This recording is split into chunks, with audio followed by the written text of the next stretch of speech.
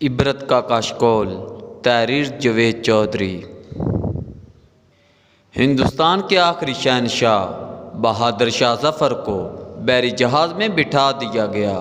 یہ جہاز 17 اکتوبر 1858 کو رنگون پہنچ گیا۔ شاہی خاندان کے 35 مرد اور خواتین بھی تاجدار ہند کے ساتھ تھیں۔ کیپٹن نیلسن ڈیوس رنگون کا انچارج تھا۔ وہ بندرگاہ پہنچا۔ اس نے بادشاہ اور اس کے حواریوں کو وصول کیا، رسید لکھ کر دی اور دنیا کی تیسری بڑی سلطنت کے آخری فرمانروا کو ساتھ لے کر اپنی رہائش گاہ پر آ گیا۔ نیلسن پریشان تھا۔ بہادر شاہ ظفر قیدی ہونے کے باوجود بادشاہ تھا اور نیلسن کا ضمیر گوارا نہیں کر رہا تھا۔ وہ بیمار اور بوڑھے بادشاہ کو جیل میں پھینک دے، مگر رنگون میں کوئی ایسا مقام نہیں تھا جہاں بہادر شاہ ظفر کو رکھا جا سکتا۔ وہ رنگون میں پہلا جلا وطن بادشاہ تھا۔ نیلسن ڈیوس نے چند لمحے سوچا اور مسئلے کا دلچسپ حل نکال لیا۔ نیلسن نے اپنے گھر کا گیراج خالی کرایا اور تاجدار ہند، ضلع سبانی اور تیموری لہو کے آخری چشم و چراغ کو اپنے گیراج میں قید کر دیا۔ بہادر شاہ ظفر 17 اکتوبر 1858 کو اس گیراج میں پہنچا اور 7 نومبر 1862 تک 4 سال وہاں رہا۔ بہادر شاہ ظفر نے اپنی مشہور زمانہ غزل "لگتا نہیں ہے دل میرا اجڑے دیار میں، کس کی بنی ہے عالم نہ پیدار میں، اور کتنا بد نصیب ہے ظفر، دفن کے لیے 2 گز زمین بھی نہ ملی کوہ یار میں" اسی گیراج میں لکھی تھی۔ یہ 1862 7 نومبر کا دن تھا۔ بد نصیب بادشاہ کی خادمہ نے شدید پریشانی میں کیپٹن نیلسن ڈیوس کے دروازے پر دستک دی۔ اندر سے اردلی نے برمی زبان میں اس بدتمیزی کی وجہ پوچھی۔ خادمہ نے ٹوٹی پھوٹی برمی میں جواب دیا، ضلع سبحانی کا سانس اکھڑ رہا ہے۔ اردلی نے جواب دیا، صاحب کتے کو کنگھی کر رہے ہیں، میں انہیں ڈسٹرب نہیں کر سکتا۔ خادمہ نے اونچی آواز میں رونا شروع کر دیا۔ اردلی سے چپ کرانے لگا، مگر آواز نیلسن تک پہنچ گئی۔ وہ غصے میں باہر نکلا۔ خادمہ نے نیلسن کو دیکھا تو وہ اس کے پاؤں میں گر گئی۔ وہ مرتے ہوئے بادشاہ کے لیے گیراج کی کھڑکی کھلوانا چاہتی تھی۔ بادشاہ موت سے پہلے آزاد اور کھلی ہوا کا ایک گھونٹ بھرنا چاہتا تھا۔ نیلسن نے اپنا پسٹل اٹھایا، گارڈ کو ساتھ لیا، گیراج میں داخل ہو گیا۔ بادشاہ کی آخری آرام گاہ کے اندر موت کا سکوت اور اندھیرا تھا۔ اردلی لیمپ لے کر بادشاہ کے سرہانے کھڑا ہو گیا۔ نیلسن آگے بڑھا۔ بادشاہ کا کمبل آدھا بستر پر تھا اور آدھا فرش پر۔ اس کا ننگا سر تکیے پر تھا، لیکن گردن ڈھلکی ہوئی تھی۔ آنکھوں کے ڈیلے پپوٹوں کی حدوں سے باہر ابھر رہے تھے۔ گردن کی رگیں پھولی ہوئی تھی اور خشک زرد ہونٹوں پر مکھیاں بن بنا رہی تھی۔ نیلسن نے زندگی میں ہزاروں چہرے دیکھے تھے، لیکن اس نے کسی چہرے پر اتنی بے چارگی، اتنی غریب الوطنی نہیں دیکھی تھی۔ وہ کسی بادشاہ کا چہرہ نہیں تھا، وہ دنیا کے سب سے بڑے بھکاری کا چہرہ تھا، اور اس چہرے پر ایک آزاد سانس، جی ہاں، صرف ایک آزاد سانس کی اپیل تحریر تھی، اور یہ اپیل پرانے کنویں کی دیوار سے لپٹی گائے کی طرح ہر دیکھنے والی آنکھ کو اپنی گرفت میں لے لیتی تھی۔ کیپٹن نیلسن نے بادشاہ کی گردن پر ہاتھ رکھا۔ زندگی کے قافلے کو رگوں کے جنگل سے گزرے مدت ہو چکی تھی۔ ہندوستان کا آخری بادشاہ زندگی کی حد عبور کر چکا تھا۔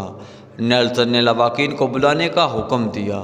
لواحقین تھے ہی کتنے، ایک شہزادہ جوان بخت اور دوسرا اس کا استاد حافظ محمد ابراہیم دہلوی۔ وہ دونوں آئے۔ انہوں نے بادشاہ کو غسل دیا، کفن پہنایا اور جیسے تیسے بادشاہ کی نماز جنازہ پڑھی۔ قبر کا مرحلہ آیا تو پورے رنگون شہر میں آخری تاجدار ہند کے لیے 2 گز زمین دستیاب نہیں تھی۔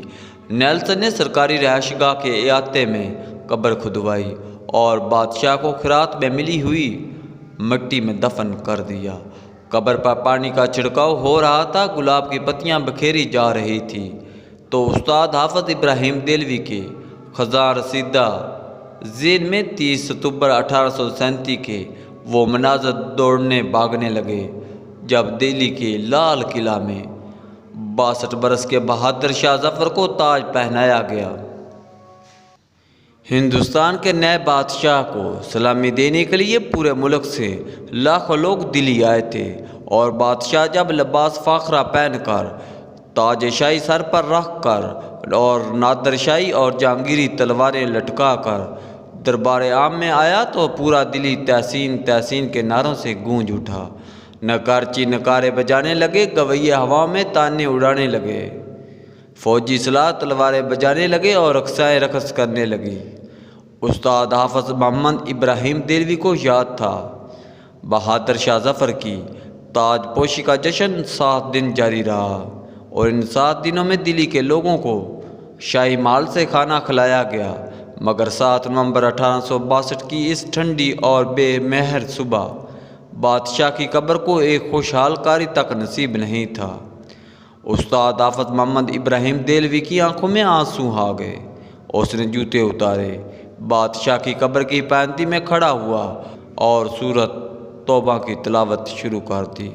حافظ ابراہیم دہلوی کے گلے سے سوز کے دریا بہنے لگے۔ یہ قرآن مجید کی تلاوت کا اعجاز تھا یا پھر استاد ابراہیم دہلوی کے گلے کا سوز؟ کیپٹن نیلسن ڈیوس کی آنکھوں میں آنسو آ گئے، اس نے ہاتھ اٹھایا اور اس غریب الوطن قبر کو سلوٹ پیش کر دیا، اور اس آخری سلوٹ کے ساتھ ہی مغل سلطنت کا سورج ہمیشہ ہمیشہ کے لیے غروب ہو گیا۔ آپ اگر کبھی رنگون جائیں تو آپ کو ڈنگن ٹاؤن شپ کی کچی گلیوں کے بدبودار جھگیوں میں آج بھی بہادر شاہ ظفر کی نسل کے خاندان مل جائیں گے۔ یہ آخری مغل شاہ کی اصل اولاد ہے، مگر یہ اولاد آج سرکار کے وظیفے پر چل رہی ہے۔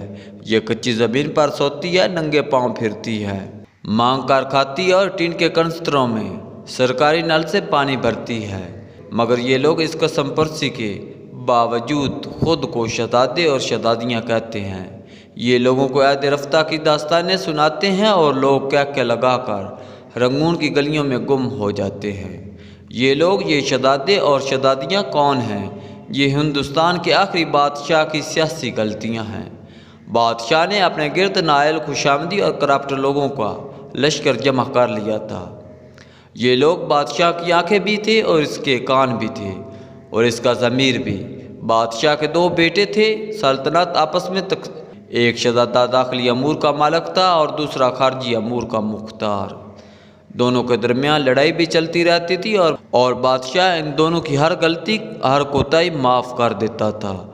عوام کی حالت انتہائی خراب تھی، مہنگائی آسمان کو چھو رہی تھی، خوراک منڈیوں سے کٹائی کے موسموں میں غائب ہو جاتی تھی، سوداگر منہ مانگی قیمت پر لوگوں کو گندم بیچتے تھے، ٹیکس میں روز بروز اضافہ ہوتا رہتا تھا۔ شہزادوں نے دلی شہر میں کبوتروں کے دانے پر ٹیکس لگا دیا تھا، توافع کی کمائی تک کا ایک حصہ شہزادوں کی جیب میں چلا جاتا تھا۔ شاہی خاندان کے لوگ قتل بھی کر دیتے تھے تو کوئی ان سے پوچھ نہیں سکتا تھا۔ ریاست شاہی دربار کے ہاتھ سے نکل چکی تھی، نواب، صوبے دار، امیر اور سلطان آزاد ہو چکے تھے، اور یہ مغل سلطنت کو ماننے تک سے انکاری تھے۔ فوج تلوار کی نوک پر بادشاہ سے جو چاہتی تھی منوا لیتی تھی۔ عوام بادشاہ اور اس کے خاندان سے بیزار ہو چکے تھے۔ یہ گلیوں اور بازاروں میں بادشاہ کو ننگی گالیاں دیتے تھے اور کوتوال چپ چاپ ان کے قریب سے گزر جاتے تھے، جبکہ انگریز مضبوط ہوتے جا رہے تھے۔ یہ روز معاہدہ توڑتے تھے اور شاہی خاندان وسیع تر قومی مفاد میں انگریزوں کے ساتھ نیا معاہدہ کر لیتا تھا۔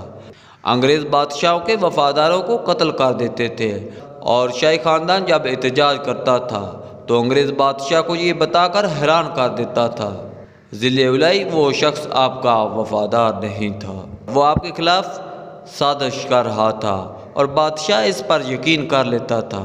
بادشاہ نے طویل عرصے تک اپنی فوج بھی ٹیسٹ نہیں کی تھی، چنانچہ جب لڑنے کا وقت آیا تو فوجیوں سے تلواریں تک نہ اٹھائی گئی۔ ان حالات میں جب آزادی کی جنگ شروع ہوئی اور بادشاہ گرتا پڑتا شاہی ہاتھی پر چڑھا تو عوام نے لا تعلق رہنے کا اعلان کر دیا۔ لوگ کہتے تھے ہمارے لیے بہادر شاہ ظفر یا الیگزینڈر یا وکٹوریہ دونوں برابر ہیں۔ مجاہدین جذبے سے لبریز تھے، ان کے پاس قیادت نہیں تھی۔ بادشاہ ڈبل مائنڈ تھا، یہ انگریز سے لڑنا بھی چاہتا تھا اور اپنی مدت شاہی بھی پوری کرنا چاہتا تھا۔ چنانچہ اس جنگ کا وہی نتیجہ نکلا جو ڈبل مائنڈڈ ہو کر لڑی جانے والی جنگوں کا نکلتا ہے۔ شاہی خاندان کو دلی میں ذبح کر دیا گیا، جبکہ بادشاہ جلا وطن ہو گیا۔ بادشاہ کیپٹن نیلسن ڈیوس کے گراج میں قید رہا، کر کے احاطے میں دفن ہوا، اور اس کی اولاد آج تک اپنی عظمت و رفتار کا ٹوکرا سر پر اٹھا کر رنگون کی گلیوں میں پھر رہی ہے۔ یہ لوگ شہر میں نکلتے ہیں تو ان کے چہروں پر صاف لکھا ہوتا ہے، جو بادشاہ اپنی سلطنت اپنے مینڈیٹ کی حفاظت نہیں کرتے، جو عوام کا اعتماد کھو بیٹھتے ہیں، ان کی اولادیں اسی طرح گلیوں میں خوار ہوتی ہیں۔ یہ عبرت کا کاشکول بن کر اسی طرح تحریک کے چوک میں بھیک مانگتی ہیں، لیکن ہمارے حکمرانوں کو یہ حقیقت سمجھ نہیں آتی۔ یہ خود کو بہادر شاہ ظفر سے بڑا بادشاہ سمجھنے لگتے ہیں۔